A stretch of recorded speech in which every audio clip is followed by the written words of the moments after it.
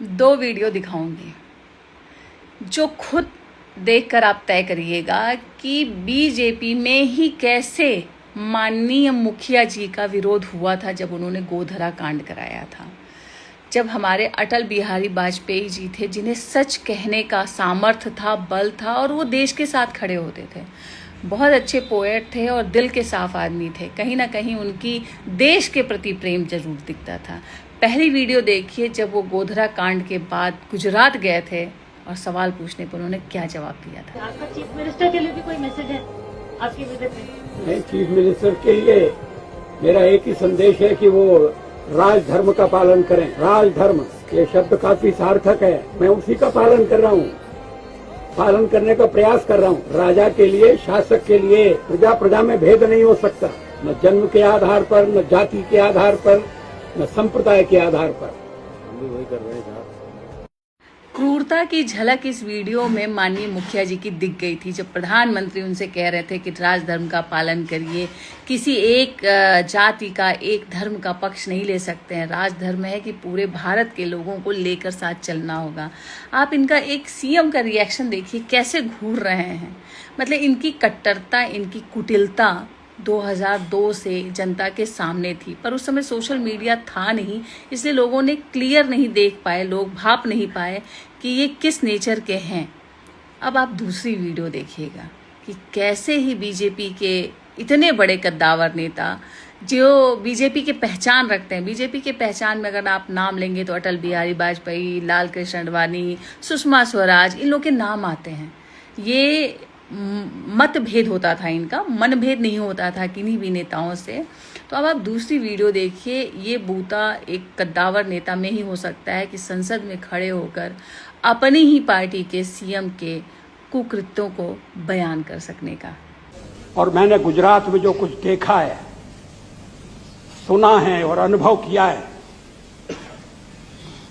उससे मुझे भविष्य के बारे में बड़ी आशंका पैदा होती है। अगर हम मिलकर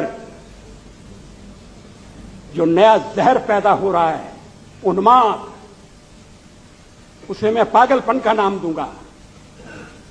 मैं नहीं जानता जो कथाएं प्रचलित हो रही हैं वो कहां तक सच हैं,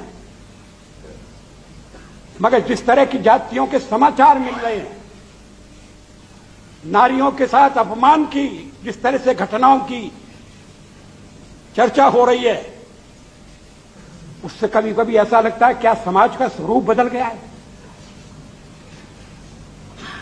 दंगा एक चीज है, कटुता और कट्टरता भी मैं समझ सकता हूं, मगर मनुष्य का इतना गिरना कि बलात्कार हो और बलात्कार करने वाले को लज्जा न हो, शर्म से उसका सर झुक न जाए और समाज उसके लिए कठोर शब्दों का प्रयोग न करे या अपनी भावनाओं को प्रकट न करे, तो समझना चाहिए कि ऐसा रोग लग गया है जिसका अगर हमने इलाज नहीं किया तो वो हमारी सारी सभ्यता और संस्कृति को खा जाएगा। तब की राजनीति में और आज की राजनीति में यही अंतर है। उस समय के लोग देश से प्यार रखते थे कि हाँ, देश की जनता के लिए हित करना है, देश को आगे ले जाना है, देश को सुरक्षित रखना है। मतलब परमाणु बम बनाना है, टेक्नोलॉजी में विकास करना है, इंफ्रास्ट्रक्चर मजबूत करना है। अटल बिहारी वाजपेयी जी के टाइम की बनी हुई सड़कें जो उन्होंने प्लान बनाया था, कोई भूल सकता है। लेकिन आज के नेता लोग क्या कर रहे हैं, जब हम एडवांस होते गए, एडवांस टेक्नोलॉजी होती गई, तो अब भ्रष्टाचार बढ़ता चला जा रहा है, मिलावटखोरी बढ़ती चली जा रही है। अब सड़कें बनती हैं, टूट जाती हैं, शिक्षा है ही नहीं, खत्म किया जा रहा है, शिक्षा को खत्म कर दो। तो मुझे ऐसा लगता है पर्सनली कि मुखिया जी अपनी पार्टी की ही विचारधारा के नहीं हैं, ये एक्चुअल में आरएसएस की विचारधारा के हैं, जो मनुवाद से पीड़ित है। और कुछ ये चाणक्य नीति को फॉलो करते हैं और कुछ हिटलर को भी ये फॉलो करते हैं। तब जाके इनकी पूरी कंप्लीट क्रूरता निकल कर आती है। और 2002 में इन्होंने अपनी क्रूरता का चरम दिखा दिया था, बट उस समय इतना अवेयरनेस नहीं थी, इतनी सोशल मीडिया नहीं थी, और कुछ खौफ भी पैदा कर दिया गया था, तो लोग समझ नहीं पाए।